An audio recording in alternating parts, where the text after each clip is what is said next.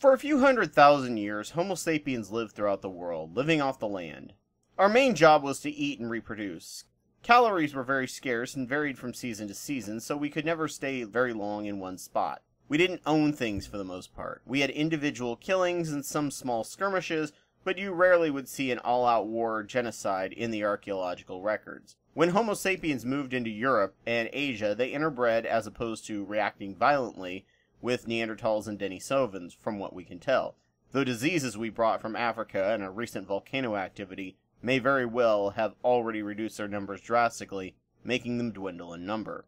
Varying tribes would come together and build megaliths, such as the Göbekli Tepe in Turkey and Stonehenge, not using slaves from the best we can gather, but from a coordinated cooperation between tribes. And then agriculture came along. Some anthropologists postulate that it was actually these megaliths that encouraged agriculture over hunting and gathering. Grass grains got larger and more calorically dense from artificial selection. Animals more docile and calorically dense were picked and bred. With that, the world was impacted and changed in ways we could never turn back from. With agriculture, major things changed. First, we stopped moving and started to fight over land and stuff. Second, our nutrition in our diet became a lot less diverse, increasing our calories while reducing our vitamin and mineral intake. While we were less healthy this way, 10 people could live off the same land that one person used to require. Lastly, because we learned how to breed animals, we realized that humans also have one father as opposed to multiple ones.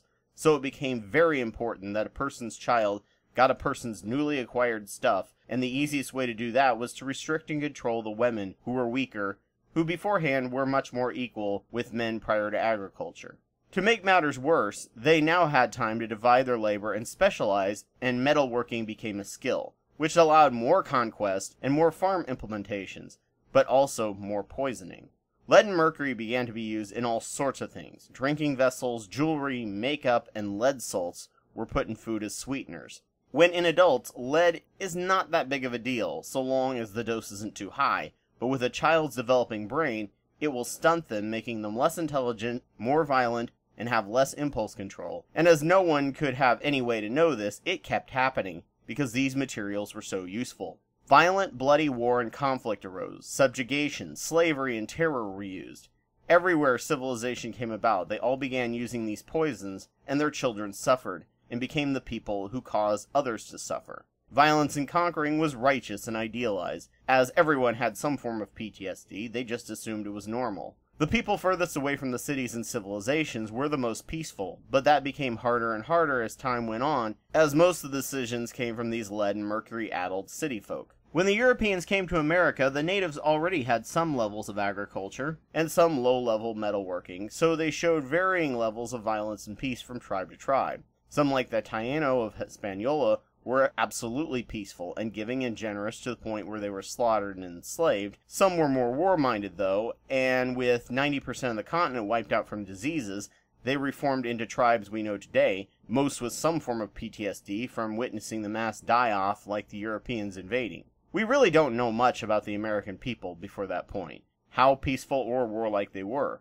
but they were quite warlike in the aftermath. Civilization spread faster and stronger than ever. The Industrial Revolution, followed by the Second Industrial Revolution, changed the planet. Smoke pumping out of coal plants spread mercury everywhere, making the next generation more violent and dumber. Human cruelty and human ideology were constantly battling. Heavy metals were used as medicine, adding more to the stupidity and violence of humans. Farmers used lead arsenate as pesticides on their fields. American slavery, wars, King Leopold's genocide of the Congo, the Opium Wars, colonization on a mass level. These left people with deep psychological scars, increasing their violence and crushing their IQs. Factories and plants had no regulation. They poured out heavy metals into city-dwelling individuals. Water supplies and fish stocks were teeming with them. The automobile industry found a lead additive in gasoline that spread lead everywhere, breathed by everyone, creating what is viewed as one of the most violent generations in recorded history. The World Wars came about. Domestic violence from PTSD was considered normal and treated as such.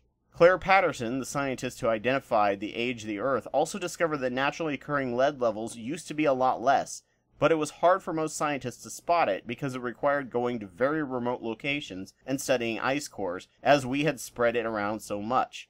And he was treated as a pariah and had issues finding funding because lead and mercury were so useful in industry that are living through chemistry.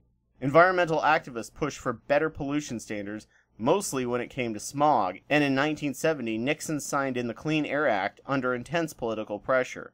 Lead was reduced in paint in government buildings the very next year, which made reduced lead paint much more available.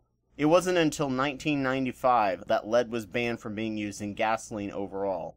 In 2002, just from these regulations, there was an 80% reduction in lead levels in children's blood. From 1979 to 1999, there was an increase between 2 to 4.5 IQ points higher in children. 2008, the government cracked down on lead and mercury even more so, hurting coal power plants which pumped out mercury everywhere, while natural gas soared as well as subsidized alternatives. We also had energy innovations put into place, so we would use less energy. Even if we didn't recycle the CFL bulbs and threw them in the landfill, the amount of energy saved in coal burning pumping out mercury would more than make up for the mercury in the bulb itself. At the same time, we had a boom in nutritional awareness and had an explosion in transportation logistics, allowing the widest nutritional variety ever seen since the beginning of hunter-gatherers. Millennials and to some extent Gen Xers are the first generation to experience these benefits of regulation.